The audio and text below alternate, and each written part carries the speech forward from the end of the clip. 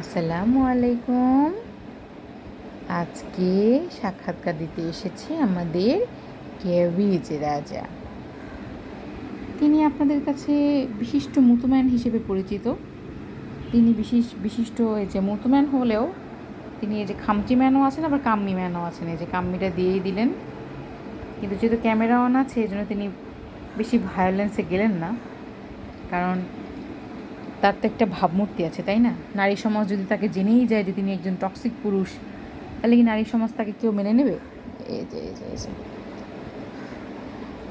আমার ছেলে কিন্তু একদমই সরি সরি সরি, এ আল্লাহ, সব দেখেই ফেলছে সবাই। তুমি যে ভয়াবহ লেভেলের টক্সিক সেটা কিন্তু নারী সমাজ জেনে গেছে। আর তুমি বউ বউ কই পাবা সেটা চিন্তা করো। আমি কিন্তু ভিডিও ছেড়ে দিব।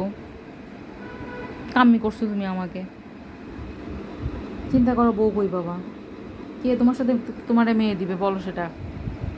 আরে কে তোমাকে মেয়ে দিবে সেটা চিন্তা করো। অ্যাডাল্ট ছেলে, বুড়ো ছেলে আমার, আমাকে আই লাভ ইউ বলে কোনো লাভ নাই।